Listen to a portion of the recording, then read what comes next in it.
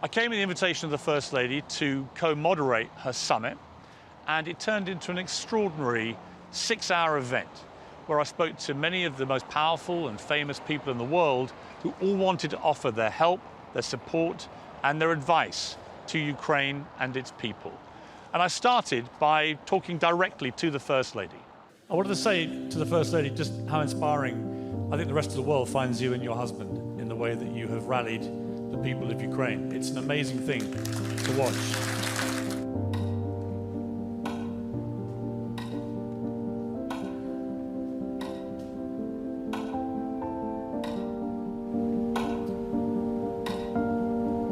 Ukraine should not only be the example of struggle, but the example of renovation. It's about the attitude towards people, their welfare and well-being. People is the greatest value. The President of Ukraine, Volodymyr Zelensky. Ukraine has the largest global support in the history of any country. Dozens of countries are joining the anti-war coalition, from Canada to New Zealand, from Japan to US to UK, and to every other country of the friendly Europe. We've established so tight connections with the countries that allow us for 5 months to resist the army. Well, I'm delighted to say we're now joined with a message from the First Lady of the United States, Jill Biden. The United States remains steadfast in our support for Ukraine. As a Ukrainian mother named Anna said to me, there are no borders for our hearts. We're now joined by probably the busiest man in the world in the last 2 or 3 years, the Director General of the World Health Organization, Tedros Ghebreyesus. I noticed you just started following me on Twitter about 20 minutes ago, so you've probably been busy reading my tweets. By the way, we have something in common, so I will share with you when we meet. You can count on my full commitment, dear Olena, to continue to help and support the most vulnerable children and teenagers who have been affected both by illness and by the war being waged by Russia in Ukraine.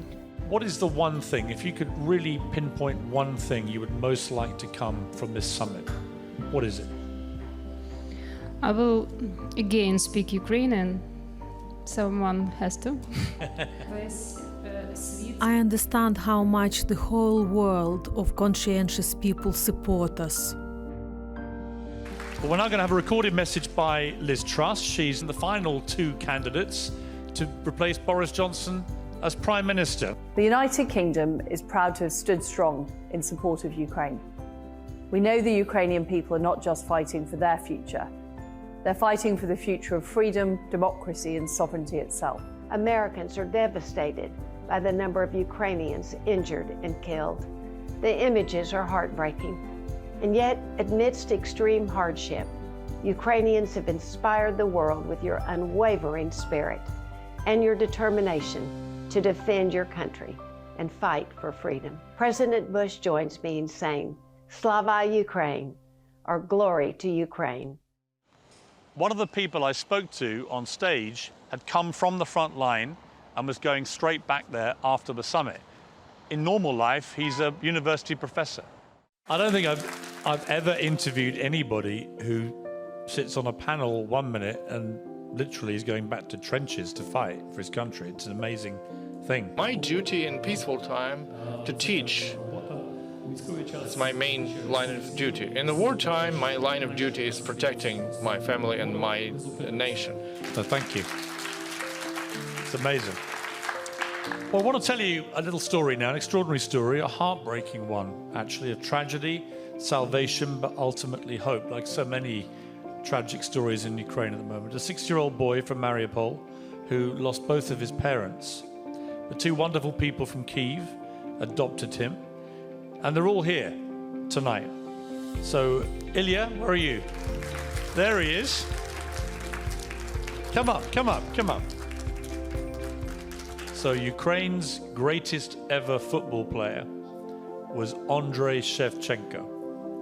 He was the best, and he was a striker, which is what you want to be.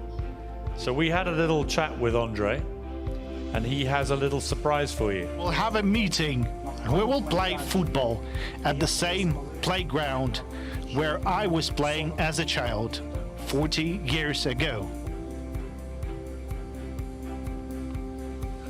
Well, thank you very much to the great Andrei Shevchenko. Ilya, he's the best player Ukraine has ever had. I wish he'd played for Arsenal, my team. Maybe you're going to be Ukraine's next great striker. Would you like that? That's a yes, huh? And thank you to your parent. What an amazing thing that you did to take this boy in and give him a new life and give him new hope. And there'll be so many people doing what you do, and it's an amazing sacrifice that you do. So thank you very much on behalf of everybody here and everybody watching. There were some moments of levity too from some of the world's most famous faces. I think we have a recorded message now from some footballer, I forget his name.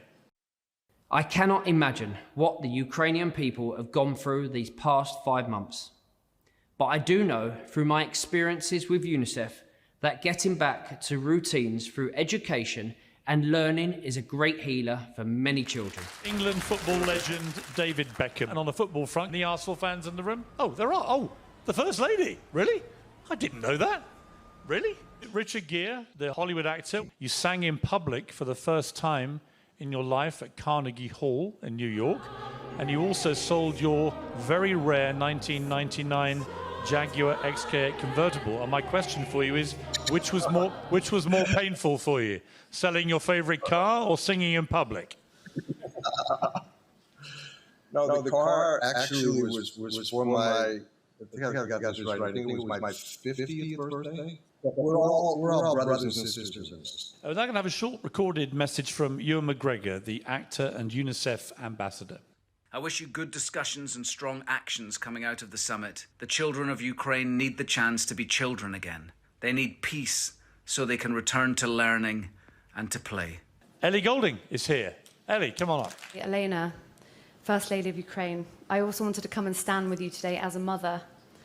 I can't begin to understand the anguish you feel as the childhoods of your children and your nation's children have been ripped away from them. I wanted to look you in the eye and say that the world must act now to make sure their childhoods are recovered and their futures reclaimed. This must be our commitment to you. I need to you.